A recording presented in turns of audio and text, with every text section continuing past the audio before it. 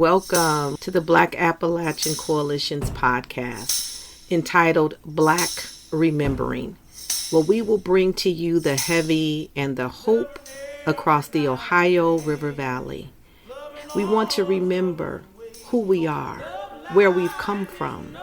We want to speak to the oral history of what we've done, what we've achieved. We want to speak to the ills that we have experienced while also finding solutions to those problems, those issues. We want to deal with the narrative that has kept us deeply rooted in despair. Now we want to punch through that narrative and stand up and say, we are remembering our Black past, and we are rooted, and we are here to stay. Welcome to Black Remembering. We hope that you find your place, your space, and your voice in this podcast. Good afternoon. Hello, beautiful people. Welcome back to the Black Remembering podcast, where we highlight the heavy and the hope. If you found yourself here, then you are in the right place. This episode is a part of our BLAC Alternatives Series. That's BLAC Alternatives Series. Over the next 6 months, any episode that's marked Black Alternatives will cover a myriad of topics that fall under the umbrella of alternative economies. If you didn't catch it, go back to our May 6th episode to understand more about what alternative economies are.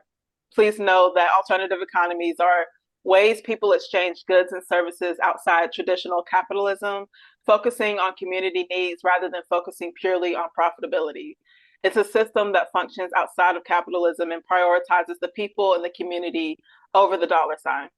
This episode of the BLAC Alternatives Series is honored to welcome our first guest of the series, Mr. Lacy Watson. And here's a bit of info about our guest. Lacy Watson is a lifelong advocate for financial empowerment in underserved communities. Based in Bluefield, West Virginia, he is a graduate student at Virginia Tech, researching the intersections of economic security, national security, and community development. Mr. Watson has twice run for Congress in West Virginia's 1st District and currently trades currency futures and crypto, bringing deep, real-world experience in risk management and market dynamics. As a founder of a grassroots financial literacy initiative, his work revolves around the design and development of workshops on credit building, small dollar lending, and cybersecurity for low to moderate income audiences across Appalachia. In collaboration with local CDFIs and community organizations, Lacy is developing innovative programs such as green loan funds for home weatherization and micro grants for entrepreneurs that prioritize people over profits. He holds a BS in biology and an MA in psychology, and his passion is equipping communities with the tools to thrive outside the constraints of traditional capitalism. Thank you so much, Lacy, for coming onto the show. Thank you for having me, Nita Jade. I appreciate it. Yes. So I like to get started with a little soul scan check-in question. First, have you seen the movie Sinners? No, not yet, but it is on the queue. Okay, I'm going to try not to do spoilers, but that's largely what my check-in question is based on. Okay. There's a recurring undertone. It's not the main theme, but there's a recurring theme of money, wealth, and economics that recurs in the film. And one of these is shown through the use of wooden nickels, through many lessons on negotiation prices and plantation dollars versus real US dollars. So I was wondering if you have any thoughts on that, especially the plantation dollars versus US dollars, in terms of how it relates to wealth. Wow, that's very interesting that you bring that up, because one thing that we have looked at throughout history, and I think just across the globe, is the use of community currencies. And these community currencies are intended to place or keep money into the community while circulating that money as much as possible within the community before that community dollars is spent elsewhere. So we have examples throughout history, and I think the most recent example that we can look at is the Bristol pound.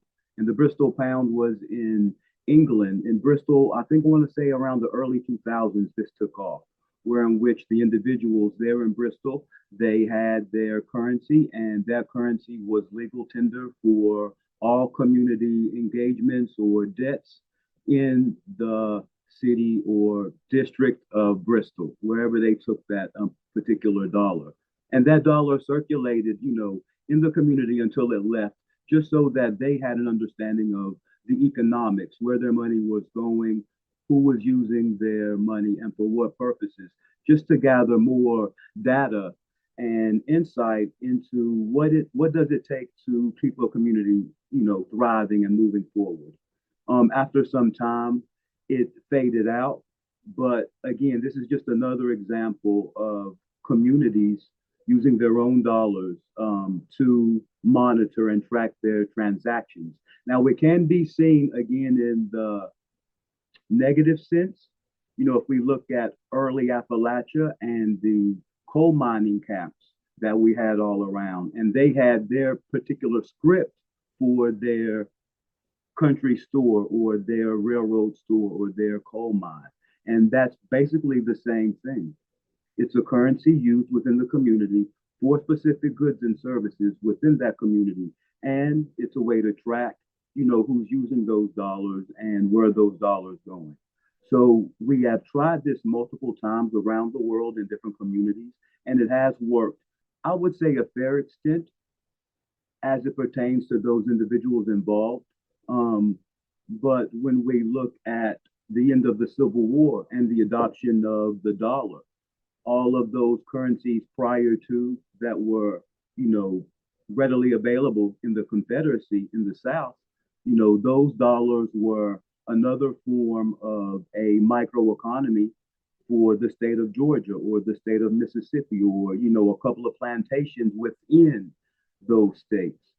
So we can just look back, throughout our history and see this new economic thinking being a vein that has, crisscrossed all of our lives at some point in time, with us knowing or not knowing. I'm not as well versed, but I did get the impression that that was a negative, like the plantation dollars were a way to hinder the Black Mhm. community, especially because it didn't translate into US dollars. So it kind of prevented the building of wealth.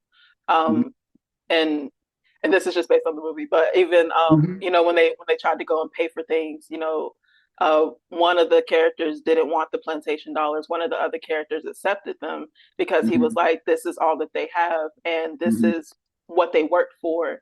And Right. I'm wondering, I don't know, just if it is currency that's invented by a community that is for and benefits that community, I feel like that's one thing. But if it's currency that is developed by an oppressive community, really, and like kind of put onto another community, I'm wondering how that has impacted us in terms of like whether or not we've been able to build wealth, whether or not we've been behind from the beginning, especially Mhm. if, and this was like in the time of like Jim Crow and sharecropping.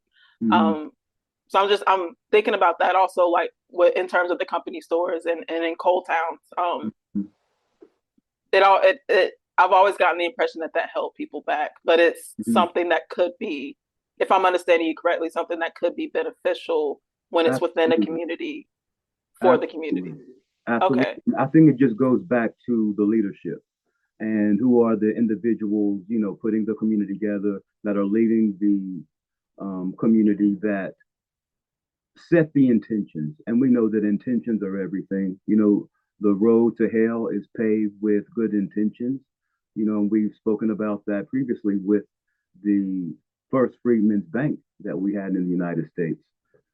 So we see this need for people to come together in community, a community in which they feel not only equal as individuals, but equal in the economic basis of that community, where they feel that these community dollars, whether that be script, whether that be, corn, if you were a Native American, and this is the barter system, that we have with colonizers, we can see that this economic system, this system of trade is just something that goes beyond our culture and is just a matter of capitalism, at this point. And what is ensuring capitalism's survival? And that's just, again, coming up with a currency that everybody can reasonably agree upon and have that currency function as a means of facilitating transactions or clearing up debts. We can also see this with cryptocurrency and Bitcoin, Ethereum, all the other crypto stocks that we have. These are new currencies that have just come on the market, but people believe in them and they have a community. And this community grows to where in which now we can use our Bitcoin to pay for cars. We can use our Bitcoin to pay for houses. So it's neat to see the evolution of this idea, but we also have to keep in mind, those that may be unintentionally hurt by their creation. So it's just good that we're having this conversation about this to talk more about it. Thank you. We met last summer during BLAC's Policy Summit at Simmons College in Louisville, Kentucky. And I believe you mentioned the importance of financial literacy. Like we were in line getting tacos, and it seemed like something you were really, really passionate about. So I was wondering what drew you to financial literacy and why you're so passionate about bringing it to your community. Wow. Yeah, that's a great question. I would say the first thing is just early exposure. Being in a community, in a Black community, where we see taxes, we see mortgage rates, loans, we see access to education, access to banking opportunities at a minimum. And that's something that we need to change. My personal experience, my first job taught me the importance of saving, thinking ahead, and financial planning. Then, as I've gotten older and I've been in school a whole lot more, the importance of financial literacy, I think, underpins a good education because you can study anything biology, psychology, English, and be a wonderful, a great professor in that particular field. But if you have no understanding of financial literacy, your credit score, maintaining your credit cards, understanding the three credit agencies that monitor your score, then you won't be able to access the wealth that you need to create in your lifetime as quickly if you didn't have that information, if that makes sense. Real quick, I wanted to ask what were those three credit agencies? Because in my mind, it was just, I don't know, one overarching tyrannical Yeah. presence, I guess. So we have TransUnion, we have Equifax, and we have an Experian. Those are the three credit bureaus that monitor your credit. Thank you. I had only ever heard of one of those. Yes, yes. So those are the three. So why is writing and reading financial literacy so foundational, especially in the United States? Financial literacy is important for everybody, regardless of their particular ethnicity, their particular group. It's just a means and mechanism by which we interact with the capitalistic system. And in order for us to interact in this capitalistic system, then we must have a history. We must have a background where in which the system can look at us and say, yes, we are credit worthy, or no, we are not credit worthy for our particular purchase, whether that be a car or a home.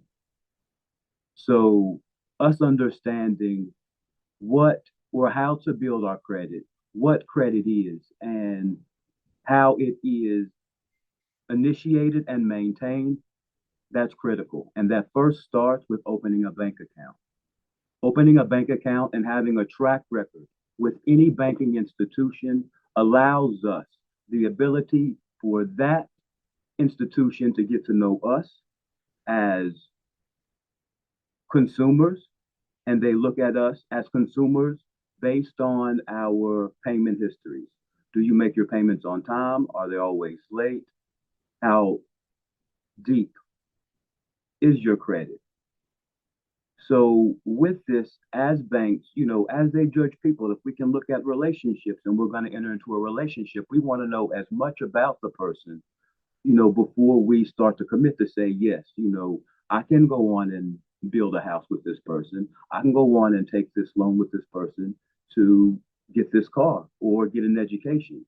It's the same thing in the banking industry. And that's one thing that we have to overcome as a minority community, the fact that we have a history that has been prejudiced against us as individuals in accessing this wealth. I appreciate that you put credit in terms of relationship building and history because it's always been this almost like a scary shadow. Mm-hmm. Anytime Mm-hmm. anyone talks about a credit score, it's always been like, oh no, this thing to get anxious about. But Mm-hmm. having it be framed as relational and historical is really helpful. How do you define alternative economies? That's a great question. I would define it as a system of exchange that prioritizes community needs, mutual aid, and sustainability over profit maximization. That would be my personal definition.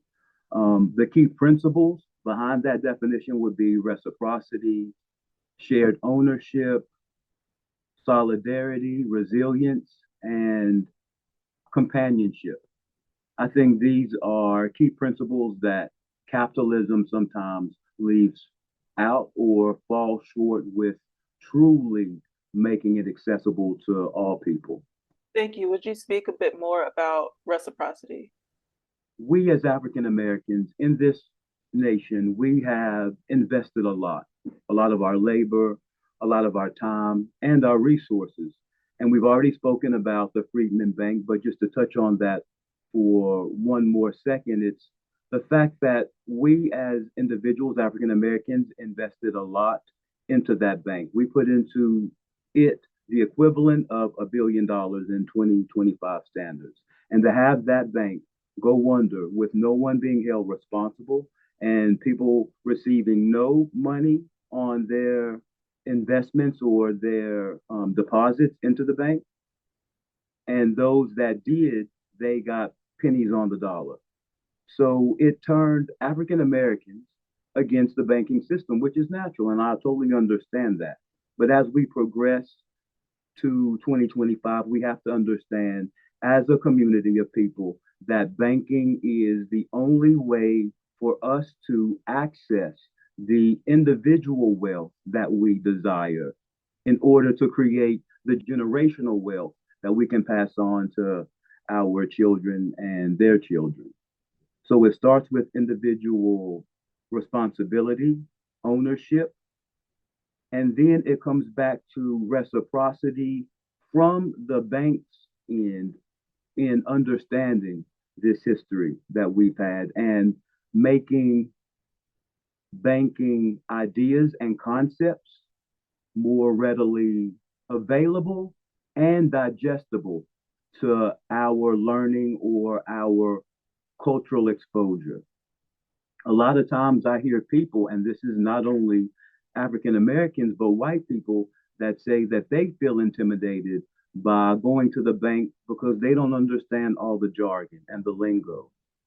So if we as a community can speak with the institution and have the institution truly listen to us in which they make these changes to increase their depositors, then it's a win-win. But again, we're dealing with a lot of prejudice history and a lot of negative sentiment in regards to institutions in the United States. So reciprocity in that regard is twofold. One in the direction from the community to the institution, and then the institution back to the community. When we look at these Black-owned banks, when we look at these credit unions, they are oftentimes in communities that are underserved. And when you already start from a community that is underserved, so you can see a majority of those individuals will have credit scores under the threshold to receive adequate funding if they went to a large mainstream institution. All right. Then we look at just the general population and the environment within that community. We have generally maybe not access to green spaces, not access to adequate housing, not access to transportation, that would take you to and from work. So when we look at all of these things that compound our low to moderate income communities, we see a lot of bank deserts. If we can equate this back to housing redlining, when houses are redlined for particular people, for particular industries, we can see a majority of the Black communities, they were incentivized and I would say policy driven to have the liquor stores in our communities, to have the pool halls in our communities. So when we look at African American communities, when we look at Black and Brown communities, and we see just the lack of resources in the general environment, we have to understand that that was all policy driven. Just like when you go to a rich white community and you see green spaces and nice houses and access to transportation, we have hospitals and restaurants. Those were all planned as well. Nothing happens in this country as far as communities are concerned that happened in a vacuum. So we just have to understand that and combat again I would say, negative forces that have placed us in this position. That takes me back to Kendrick Mm-hmm. Lamar's Super Bowl performance, and one Mm-hmm. of the parts of it was that the game was rigged. Mm-hmm. Mm-hmm. Um, when we spoke in December, you dropped several facts that blew my mind. The liquor stores intentionally being placed in Black neighborhoods is also blowing my mind. But you brought up social security numbers. Mm-hmm. And the history Mm-hmm. behind those. And I had to go and tell everybody I could tell, and I had to go call my mama and tell her about it. Would you mind sharing the history of Social Security numbers with our audience? Absolutely. So the history of Social Security numbers goes back to 1935, 1936, and it was created under the Social Security Act to track earnings for retired people. All right, that was the original intention. After that, around 1943, we got the nine-digit format that we know, and from that format, it was adopted nationally to simplify record keeping. The first three digits, they were the issuing office. The next two, the group number, and last four are the serial sequence. After 1943, moving forward into modern times, we can see the evolution and misuse of this Social Security number to where it is the de facto national identifier. So this raises all kind of privacy concerns, all kind of issues with individual privacy. And as we study this even more, and there's research that has been proven that associates lower credit scores based on the person's ethnicity. So when you're born and they give you your new social security number, that social security number is linked to your parents' ethnicity, and their credit score is linked to your credit score when you start to go and apply for credit and things of that nature.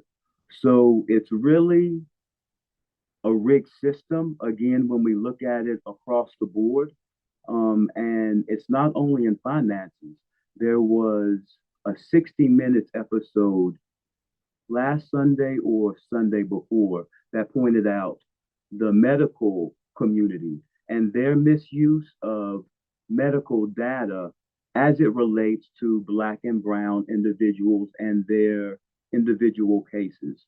So if you had high blood pressure or you had some issues with your kidneys, the algorithm or the analytics that they would use in order to ensure that you would be properly taken care of isn't based on a black or brown person's physical or, well, let's say genotypical and phenological disposition. So their genotype and their phenotype. These laws that we live under as black and brown people are based on what's good and what's known to be healthy for a Caucasian individual. So it's revelations across the board wherein which we see the prejudice, the systematic bias against black and brown people that has culminated into a stress that causes us as individuals to have a lifespan that's 15 to 10 years shorter than our white counterparts.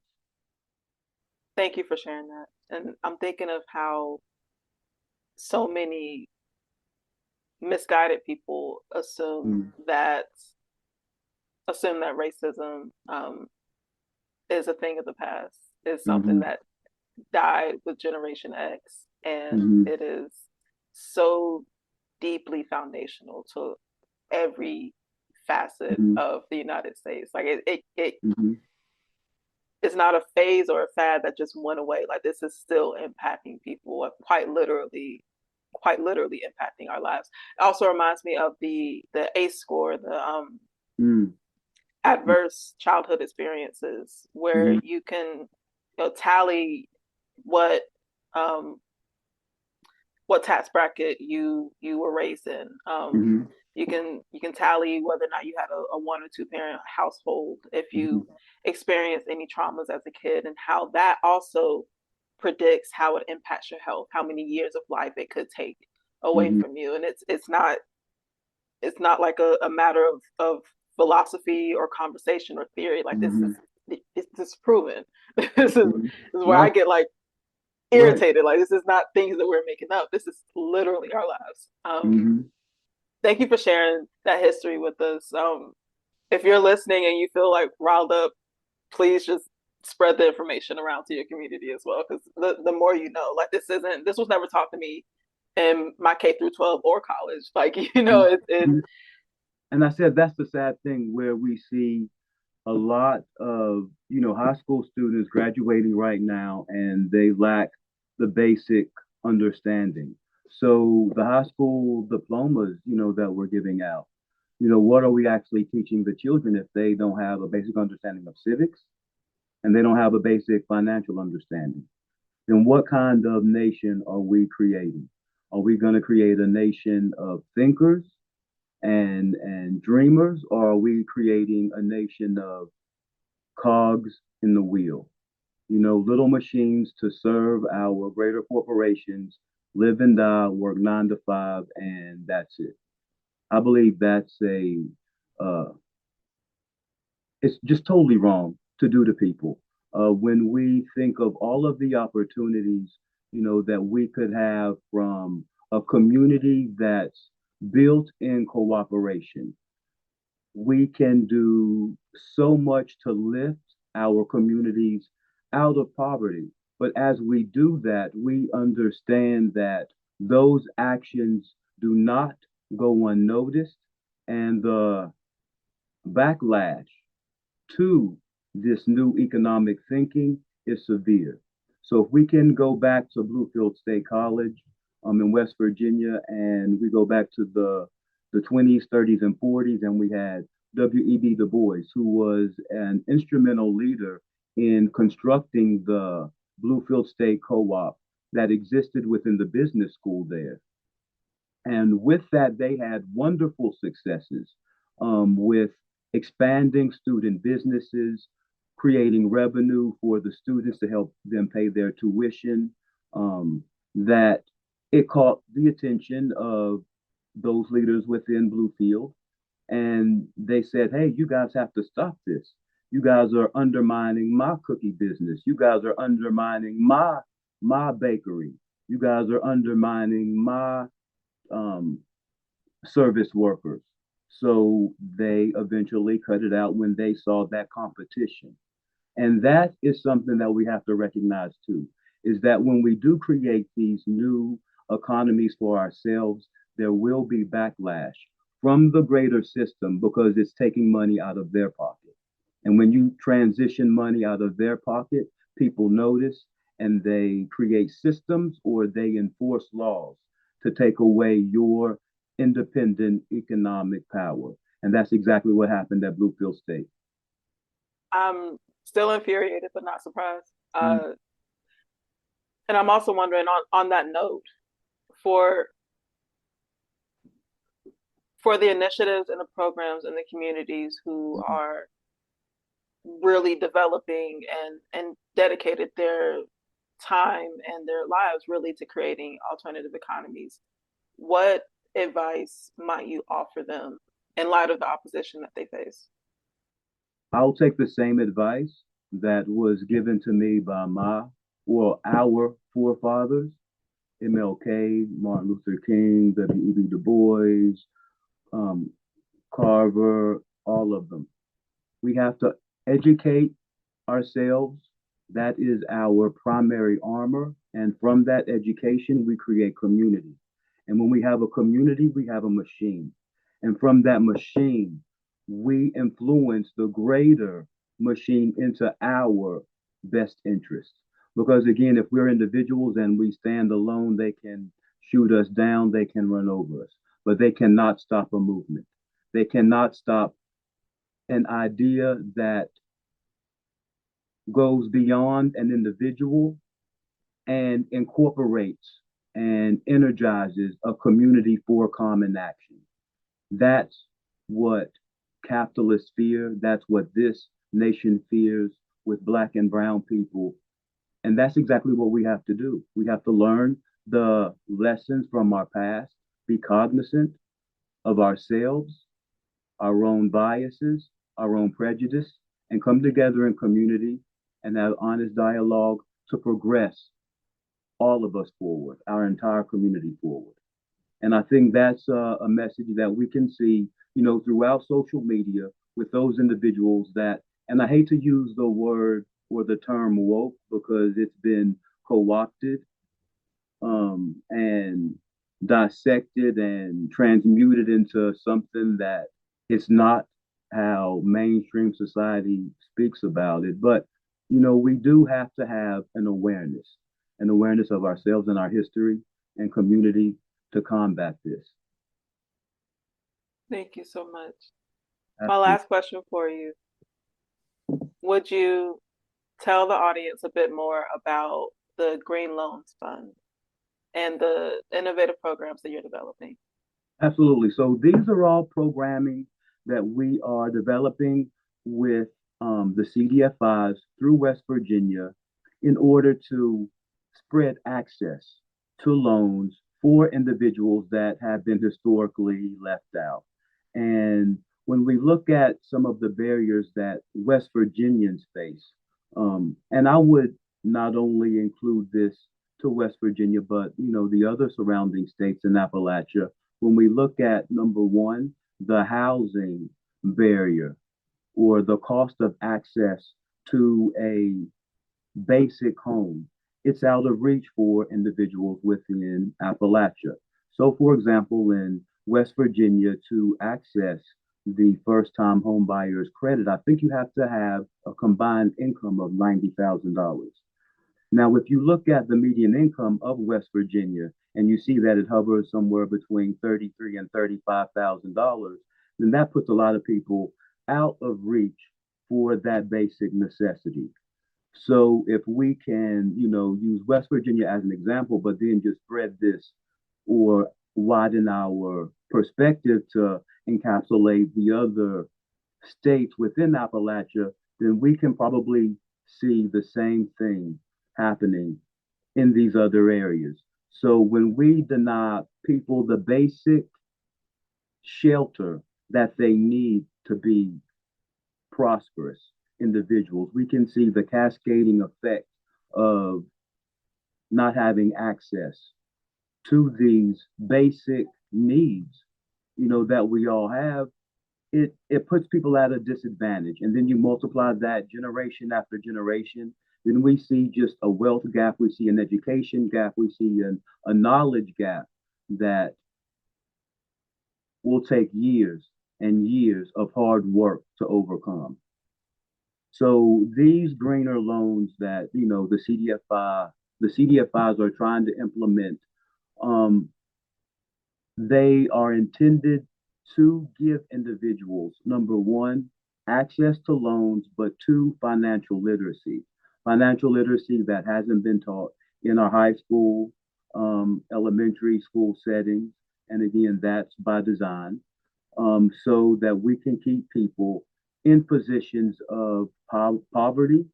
And when they are in positions of poverty, they are more easily moved by fear tactics in politics to have people vote a certain way, even though the way that they are voting is not in their best interest. All right. So we can again take into account West Virginia. We have a majority, well, an all red legislature minus a few um, blue Democratic pockets. And those individuals have a certain agenda and they follow that agenda despite the community that they are supposed to serve. When we look at the broad cuts to Department of Health and Human Services, Department of Education by Doge, it's hurting people, it's killing people. Not to say that we don't need to have some form of regulation, some form of management of the government in terms of its size. But I feel that you don't take a chainsaw when a scalpel is needed. And that's what I feel Doge has done, taking a chainsaw when scalpels are really needed to cut out the waste, the fraud, and abuse that exists, not within our government, but that just exists within our own personal finances. If we can look and be honest, there's been times that we haven't, as individuals, exercised the best financial um, discipline in our actions. And it goes to point out, it's going to be reflected in our communities and our governments because these governments aren't run by perfect people. Perfect people don't enter those government doors in the morning at 9 o'clock, and perfect people do not exit those doors at 5, 6, or 7 o'clock when they get off.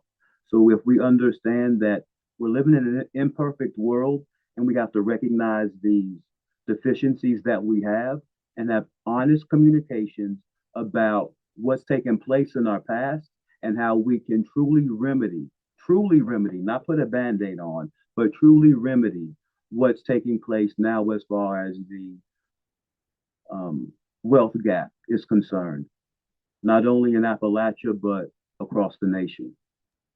And that acknowledgement part, like the Mm. bypassing it and trying to say it doesn't exist and trying to see past it, Mm-hmm. like that is not even trying to put a band-aid on it. That's just I agree. moving past the wound.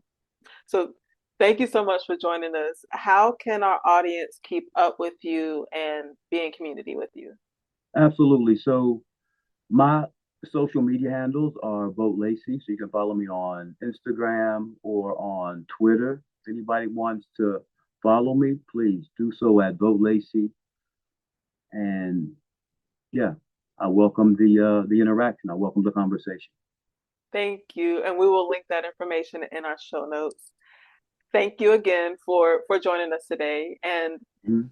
for those of you who are listening, if you enjoyed today's episode or found it helpful at all, please leave a comment, share the good news about alternative economies with your loved ones, and stay tuned for our next Black Remembering podcast episode. If you'd like to share your story or join our podcast, feel free to email me at nitajade@blackappalachiancoalition.org to connect. Until next time, peace and blessings, y'all.